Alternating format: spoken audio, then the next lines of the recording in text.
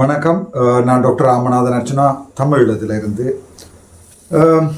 முக்கியமான ஒரு short video ஒன்று போடணும். என்னென்றால் எனக்கு தொடர்ந்து வர அழைப்புகள் முக்கியமாக எங்களுடைய ஒரு சில சமூக வலைத்தளங்கள் ஆன்லைன் மூலமாக நீங்கள் லைவ் மூலமாக இணைந்து கொள்ளலாம், டிக்டாக் போன்றவை.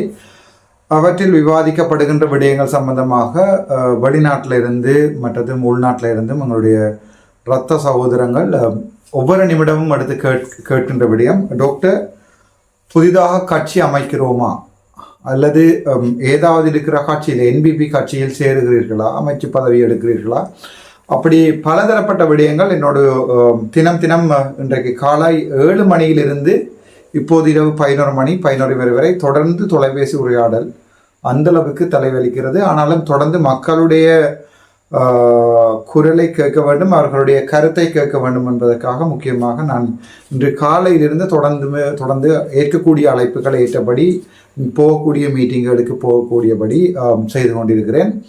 அப்போது முக்கியமான ஒரு விடயம் என்னோட பகிரப்பட்டது.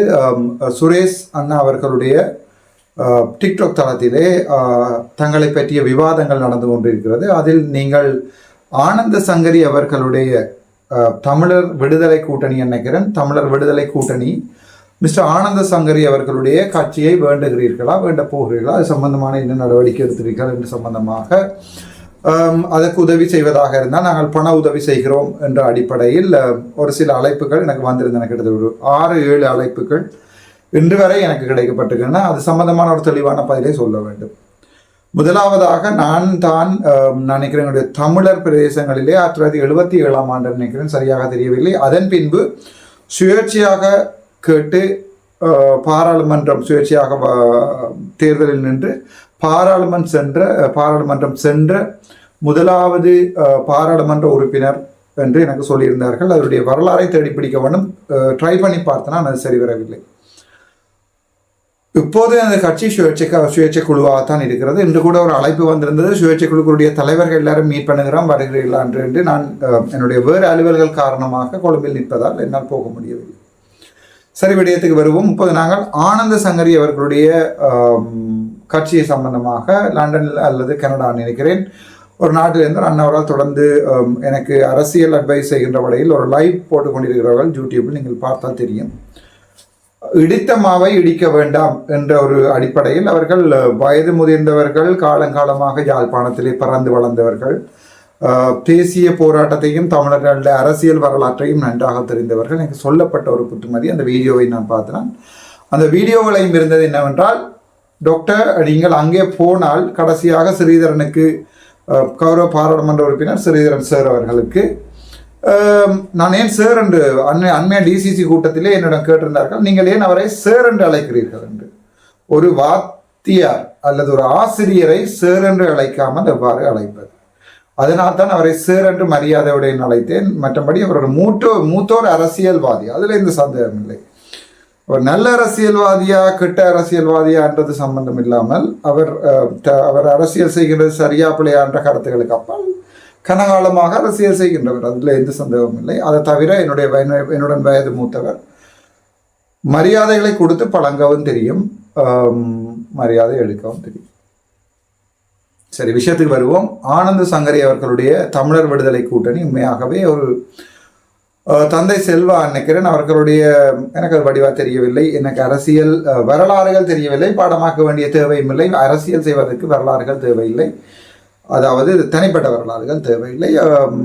யாரோ பெரிய தலைவர்கள் அந்த கட்சியில் இருந்தார்கள் என்ற அடிப்படையிலே எனக்கு சொல்லப்பட்டது அது பெரிய கட்சி, நீங்கள் வேண்டலாம் என்று. விஷயத்துக்கு வருகிறோம். உண்மை என்னவென்றால், நான் ஜெயிலில் இருக்கின்ற நேரங்களிலும் அதுக்கு ஜெயிலுக்கு போகின்ற முதல் கூட நாங்கள் விவாதித்து கொண்டிருந்தோம். நாங்கள் ஒரு வாட்ஸ்அப் குரூப் வச்சிருக்கிறோம். அதில் என்னுடைய இப்போது 22 உறுப்பினர்கள் இருக்கிறார்கள். அந்த குரூப்பிலே நாங்கள் விவாதித்து கொண்டிருந்தது முதல் வேறு அவர்கள் இருந்தார்கள். ஆஸ்திரேலியாவிலிருந்து பாலா விக்னேஸ்வரன் அவர்கள் இருந்தார்கள்.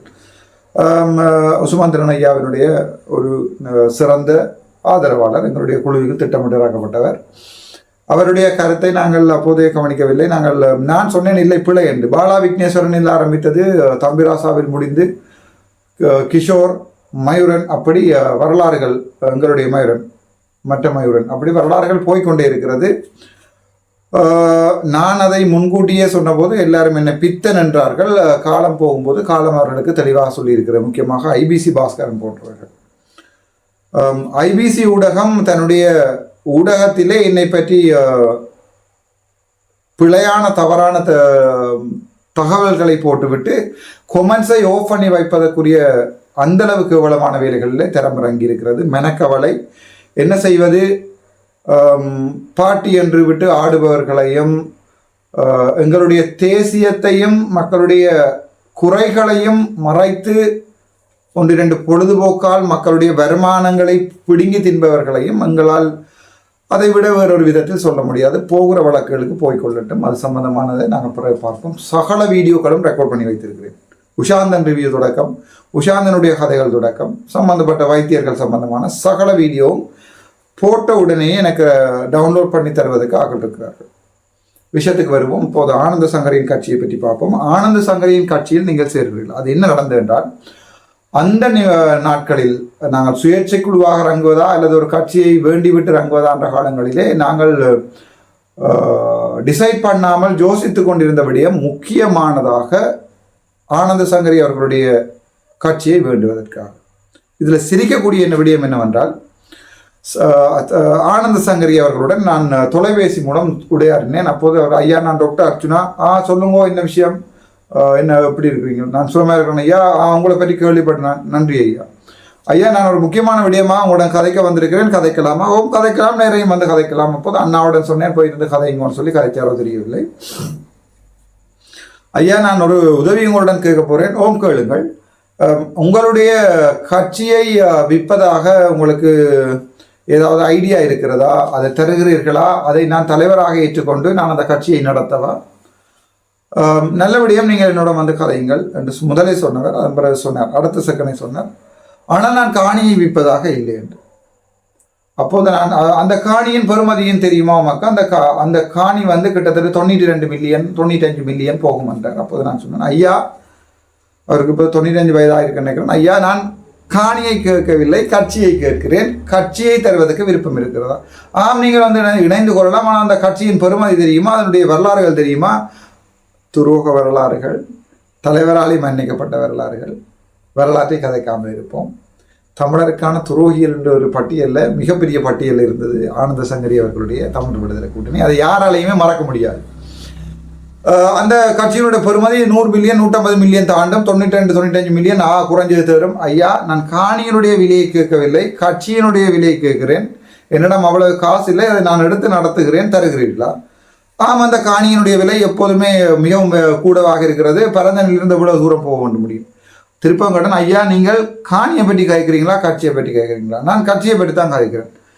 கட்சியை தாரீங்களா ஐயா? காணியிட விலை தெரியுமா தம்பி? காணியிட விலை தெரியாமல் தேவையில்லாம் கேட்குறேன். நான் ஃபோனை கட் பண்ணிட்டேன். ஏனென்றால் அந்தால் அவருக்குரிய வயதுகளும் போய் அதற்கு பிறகு அவருடைய இணைப்பாளரோ ஒரு ஆள்னு சொல்லி முல்லைத்தீவில் ஒரு ஆளுடைய காய்ச்சினால் அவருடைய கதையும் கிட்டத்தட்ட அது மாதிரியாக இருந்தது. இங்கே தான் பாலா விக்னேஸ்வரன் அவர்களை பற்றி சொல்லணும். பாலா விக்னேஸ்வரன் என்னை கொண்டே ஆனந்த சங்கரியின் கட்சிகளை வெளுத்துவதற்கு மிகவும் ட்ரை பண்ணினார். அந்த கட்சியை வேணுங்க, அதில் இன்னொரு சங்கர் ஒரு ஆள் இருக்கிறார், அவர் சரியானவர், அவரோட சேர்ந்து நீங்கள் செஞ்சீங்கன்னா அவருக்கும் இன்னொரு எம்பிசி கிடைக்கும், சில நேரம் உங்களுக்கும் கிடைக்கும், சில நேரம் உங்களுக்கும் கிடைக்கும். அப்போது நான் என்னுடைய பள்ளிக்கூட நண்பர்களிடம் சொல்லியிருந்தேன், முக்கியமாக மச்சான் பாலா விக்னேஸ்வரன் குரூப்லேருந்து தூக்குங்கோ, இல்லை என்று சொன்னால் இது பிரிச்சினே பெருசாக மாட்டாப்பா, எனக்கு நல்லதாக படிக்க. இல்லைடா பாலாண்ணா நெல்லம், பாலாண்ண நெல்லம், பாலாண்ண நெல்லம், பாலாண்ண நெல்லம், சரி ஓகே விடுங்கோ, இனி உங்களோட நாங்கள் ஆச்சு பிரியோசனம் இல்லை, இவ்வளோ தாண்டாப்பா நான் உங்களுக்கு சொல்லலாம். அதுக்கப்புறம் என்னுடைய 2-3 நண்பர்களுக்கு துரோகி பட்டம் கொடுத்தாச்சு. முக்கியமாக இப்போ என்னோட சேர்ந்திருக்கிற வினோபாவை கூட பேசி, டே நீ ஒரு துரோகி, என்னோட ஃபோன் காய்க்காவே பாரதி கோல் பண்ணி சொன்னால், அடே என்ன கோல துரோகி என்று சொல்லாத, நான் கோல் பண்ணல நீ விட கட்டு. ஏனென்றால் பாலா விக்னேஸ்வரன் கதைகளை இவர்கள் நம்பி, உண்மையாகவே என்னுடைய நண்பர்கள் கிட்டத்தட்ட என்னை மாதிரியே வெளுத்ததெல்லாம் பால் என்று நம்பினார்களா, இல்லை அரசியல் என்னை மாதிரி அரசியல் அறிவில்லாதா தெரியவில்லை. அப்போ சொன்னாங்க, டே இல்லை பாலா நான் நல்ல மாதிரி தான், நல்ல விஷயம் தான் காய்க்கிறேன், நல்ல விஷயம் தான் சொன்னான். டேய் இல்லை பாலா வந்து சுமந்திரன் ஆள், சுத்துமாதின் ஆள் வேண்டாம். நேர பாலாவுக்கும் சுட்டேன் நான் ஒரு நாள் குரூப்பில். பாலானா தேவச குரூப்பை விட்டு போங்க, வேண்டாம் போகல. அதுக்கு பிறகும் கூட நான் சொல்லி பார்த்தேன், சரி வரையில குரூப்பை அப்படியே டெம்பரரியாக டேம் பண்ணி போட்டு நான் வெளியே வந்துட்டேன். வெளியே வந்து புது குரூப்பை ஸ்டார்ட் பண்ணி தான் நான் பாலாகனே அனுப்பினாங்க. அதுக்கப்புறம் முகப்புத்தகங்களிலே தொடர்ந்து அழுது கொண்டிருந்த மாதிரியும் 6 லட்சம் வாக்குகள் தமிழ் தேசிய கூட்டமைப்புக்கு விழுமன்ற மாதிரியும் எழுதி கொண்டிருந்தவரை காணையில். ஃபேஸ்புக்லேயும் இருக்கிறவரையே இருந்தால் கண்டா வேற சொல்லுங்க, கையோட கூட்டி வேறுங்க. ஆனந்த சங்கரின் கட்சியின் வரலாறும் அதோட காய்ச்சது உண்மைதான். அதை விட எக்ஸ்ட்ராவாக ஒரு விஷயம் சொல்லணும். அப்போதுதான் நான் அறிந்து கொண்டேன், எங்களுடைய டிவனியா தமிழ் கொடி அவர்கள் ஆனந்த சங்கரின் தங்கச்சியினுடைய மகள். அவரோட நான் தொடர்ந்து காய்ச்சி கொண்டேன். மாமாடன் கேளுங்க, அந்த கட்சியை தருகிறீர்களா இருந்தது. அப்போது டிவனியாவோட கோரிக்கை இருந்தது, எனக்கு செயலாளர் பதவி தரணும் என்ற கோரிக்கை இருந்தது. அதனால்தான் இந்த தம்ப்நெயில்ல ஒரு ஆளோட படம் போட்டிருக்கேன், தங்கை கௌசல்யா எது எவர் எப்படி தலைகீழா நின்றாலும் அவளுடைய நீதிபதி கனவை இழந்து இன்றைய கூட கதைக்கல, இன்றைக்கு ஃபுல்லாக கதைக்கல, நேற்று கூட கதைக்கல, கோபம் சண்டை தனித்தனி ஒப்பீனியன்ஸ் அரசியல் நான் அரசியலுக்கு வரையில, இதோட என்னோட விடுங்கோ, நான் அரசியல் இப்படியே விட்டு போட்டு நான் அட்லீஸ்ட் ஒரு லோயராகவே இருந்துட்டு போகிறேன். சரி நீ இருந்துட்டு போ. அவட மாமாக்கள் சித்தியல் எல்லாரும் வந்து அவளை சொல்லி அவர் பொம்பளை பிள்ளைய ஒரு சமூகம் எவ்வளவு டோர்ச்சர் பண்ணிருமோ இன்க்ளூடிங் மீ, நானும் தான் டோர்ச்சர் பண்ணி கொண்டிருக்கேன். நான் சொன்னேன் சரி இந்தியிலேருந்து என்னோட கதைக்கு வேணா போன வைங்கோ, ஒரு பிரச்சனையும் இல்லை, நான் என்னுடைய வழக்குகளை பார்த்துக்கொள்கிறேன். கவலையாக இருந்தது சொல்லிக்கலையும். ஏன்னால் ஒரு பொம்பளை பிள்ளை அவருடைய எதிர்காலத்தை நான் பார்க்க வேண்டும். என்னையும் அவளையும் சேர்த்து நான் நினைக்கிறேன் எம்ஜிஆர் ஜெயலலிதா அளவுக்கு மக்கள் பொதுமக்கள் சமூக வலைத்தளங்களிலே அவருடைய மான மரியாதை எல்லாத்தையும் கப்பல் ஏற்றியிருந்தாங்க. அவள் ஒரு வீர பெண்மணி என்னை பொறுத்த வரைக்கும் வித்தியாசமான கேஸ்.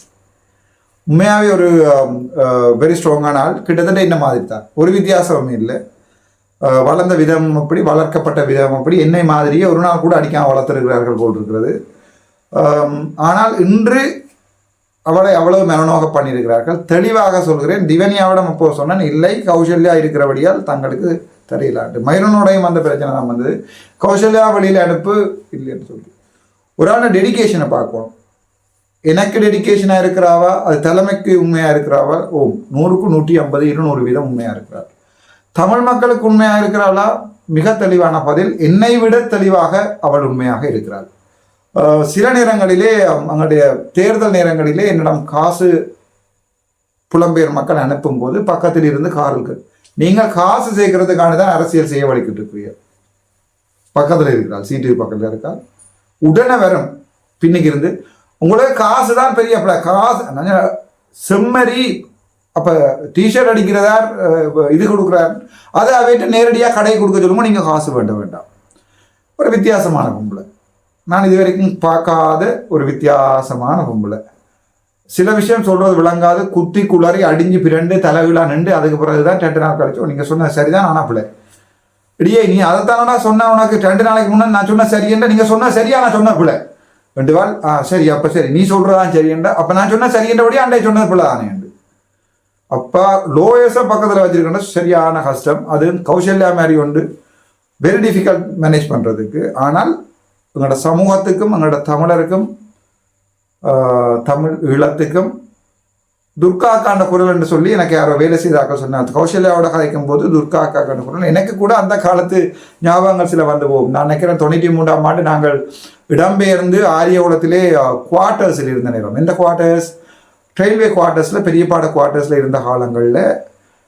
அதுக்கு முதல் ஒரு வீடு ஒன்றில் இடிஞ்ச வீடு ஒன்றில் இருந்தாங்க, மாமி வீட்டுக்கு முன்னால். அது உங்களுடைய பரம்பரை வீடு, 160 வருஷம்னு சொல்லுவேன். அந்த வீடு இடிஞ்ச வீட்டில் இருந்தாங்க. அப்போது எனக்கு ஞாபகம் இருக்கிற இதை 50 கலிபர் கொண்டு வந்து ஃபிக்ஸ் பண்ணி பூட்டி போட்டு துர்காக்கா என்று சொல்கிற ஒரு ஆள் கொண்டே தேத்தண்ணி போத்தில், அந்த போத்தில் அல்ல கெட்டிலை கொண்டே கொடுத்த ஞாபகம். நாங்கள் விளையாடிய இடத்தில் 50 கலிபர் பூட்டி இருந்த ஞாபகம் எனக்கு ஞாபகம் இருக்கிறது. அதே ஞாபகங்கள், அதே உணர்வுகள் தான். ஒரு வித்தியாசமான பிள்ளை. இந்த முறை மாநகர சபைக்கு அவளை விடுவேனான்னு கேட்டால் கேள்விக்குறி. மாகாண சபை இருக்குது, அதுக்கு முன்னே நான் வாக்கு கொடுத்துருக்கிறேன், தங்கை கௌசல்யா எம்பியாக போகும்போது நான் மாகாண சபைக்கு வருவேன் என்று. என்னுடைய வாக்குகள் மாறாது. அவருடைய சகோதரன், முக்கியமாக அவருடைய சித்தி ஒரு ஆள் வேலை செய்து கொண்டிருக்கிறார் மன்னார் வைத்தியசாலையிலே ஒரு மிட்வைஃபாக வேலை செய்கின்ற ஒரு சித்தி ஒரு ஆள். மற்றது அவருடைய மாமா, அவருடைய சகோதரர்கள் அவளை குத்தி கிழித்து கொண்டிருக்கிறார்கள். ஒரு பொம்பளைய ஒரு பெண்ணை வீட்டிலையும் சப்போர்ட் இல்லாமல் சமூகத்திலையும் சப்போர்ட் இல்லாமல் இருக்கைகளையும் தனி அவள் நிற்கிறாள் என்று சொன்னால் அந்த ஒரு டிட்டர்மினேஷன் எனக்கு பிடித்தது. No you can do it. நான் சண்டை பிடிச்சிருக்கிறேன், நான் பேசியிருக்கிறேன், அடிக்க போயிருக்கிறேன், நொமினேஷனுக்கு சைன் வை என்று சொல்லி சண்டை பிடித்திருக்கிறேன். இல்லை மயூரண்ணா வாரார் தானே, மயூரண்ணா வாரபடியே என்ன விடுமோ, நான் செக்ரட்டரியாக இருக்கல, மயூரண்ணா செக்ரட்டரியாக இருக்கேன். நான் சொன்னேன், நீ மூடிக்கொண்டு வை, மயூரண்ணாவோட நான் கதைக்கிறேன். அவன் எனக்கு ஈக்குவல், உனக்கு ஈக்குவலாக ஜோபால் கேட்கல, வைக்கல. 9 மணி மட்டும் வைக்கல, காலையில் இருந்து பெரிய அடிவாள். 11 மணிக்கு ஃபோன் கொடுக்கணும். எல்லாரும் பார்த்து கொண்டுருக்காங்க. நாங்கள் வந்து சைன் வச்சு அப்புறம் வைப்போம்னு சொல்லி டில்கோ ஹோட்டலில். அப்படி ஒரு வித்தியாசமான ஆள். அரசியலுக்கு விரும்பி வராதாக்கள்ல நானும் அவளும் உண்டு. எனக்கு சரியான கவலை. அவளுடைய எதிர்காலத்தை நான் அரசியலுக்கு கொண்டு வந்து பழுதாக்கிட்டேன். அவருடைய அம்மா சொல்கிறதுலையும் என்னோட அப்பா சொல்கிறதுலையும் ஒரு பிழையும் இல்லை, அவருடைய சகோதரர்கள் சொல்கிறதுலையும் ஒரு பிழையும் இல்லை. நான் தான் பிழை விட்டுருக்கிறேன். அந்த குற்ற உணர்ச்சி எனக்கு இப்போவுமே இருக்கிறது. நான் தான் பிழை விட்டு அவளை அரசியலுக்கு கொண்டு வந்து வைத்திருக்கேன். மக்களுடைய தேவைக்காக நான் பிள்ளையை பார்க்கவில்லை, என்னுடைய குடும்பத்தை பார்க்கவில்லை, உண்மைதான். அதற்காக ஒரு குடும்பத்தோடு உண்மையாகவே ஒரு அரசியலையும் செய்து கொண்டு ஒரு வேலையையும் இழந்து, அவளை பொறுத்த வரைக்கும் வேலையை இழந்திருக்காள். இப்போது ஒரு வருமானம் கூட இல்லை, ஒரு கேஸ் கூட இல்லை, எடுப்பதும் இல்லை, கோல் ஆன்சர் பண்ணுவதும் இல்லை என்றால் பொதுமக்களுடைய கோள்களும் வந்து கொண்டிருக்கிறது, கேஸ்களுமான கோள்களும் வந்து கொண்டிருக்கிறது. திருப்பியும் மறுபடியும் கொண்டு அதுக்குள்ள விடுவதற்கு அவளை அங்கே முஸ்லீம் சகோதரர்கள் வாழுகின்ற ஒரு பகுதியில் தான் அவளுடைய கடை ஒன்றை வாடகைக்கு எடுத்து அங்கே ஆஃபீஸ் போட்டிருக்கிறோம். அங்கே ஒரு ஒரு டோர்ச்சர், ஒரு டீசிங், இதை பார்த்து கொண்டிருக்கிற மண்ணால் இருக்கிற முஸ்லீம் சமூகங்கள் சற்று கவனத்தில் எடுக்கணும். உங்களை நம்பித்தான் நாங்கள் அந்த கடையில், உங்களுடைய பள்ளியால் வழங்கப்பட்ட அந்த கடை, இந்த பிள்ளை 2 வருஷத்துக்குரிய நகை அடை வச்சு 2 வருஷத்துக்குரிய மொத்த காசையும் பே பண்ணி உங்களுக்கு கிட்டத்தட்ட 3-4 லட்சம் பே பண்ணி அந்த கடை எடுத்திருக்கிறார்கள். ஆனால் தினமும் அதால் நடந்து வரக்கூடிய நிலைமை கூட இல்லாமல் இருக்கிறது அவளுக்கு. அந்த இடத்துக்கு ஒரு பெண்ணை முஸ்லிம் சகோதரங்கள் சற்று சிந்திக்கணும். பள்ளிவாசல் அண்டிய பகுதிகளில் நான் கூட போயிருக்கிறேன். கூக்குரல் அடிப்பது, விசில் அடிப்பது, தங்கம் என்று கூப்பிடுவது நான் நினைக்கவில்லை. ஒரு சமூகம் அவர்களுடைய இளைஞர்களால் தான்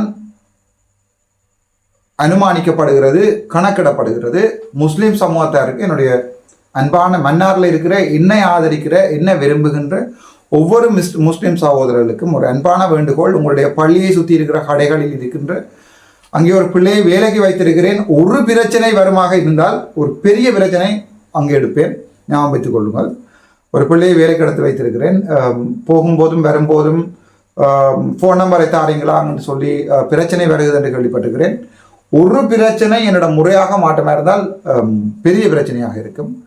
முஸ்லிம் சகோதரர்கள் சற்று சிந்திக்க வேண்டும். உங்களுடைய பள்ளியை ஆன்மீக பகுதியில் ஒரு இந்து பெண் ஒரு கடை ஒரு ஆஃபீஸ் ஒன்றை நடத்தும் போது உங்களுடைய சமூகத்தவர்கள் அதுக்கு சம்பந்தமாக பள்ளி தலைவரோட முறைப்பாடு கூட அவள் செய்திருக்கிறாள். அப்போது அவள் கேட்டிருக்காள், என்னுடைய காசை திருப்பி தாருங்கள், நாங்கள் கடையை என்னுடைய இதை விடுகிறோம். அதற்கு கூட மாற்றேன்னு சொல்லியிருக்கார்கள். அக்ரிமெண்ட் சைன் பண்ணவில்லை.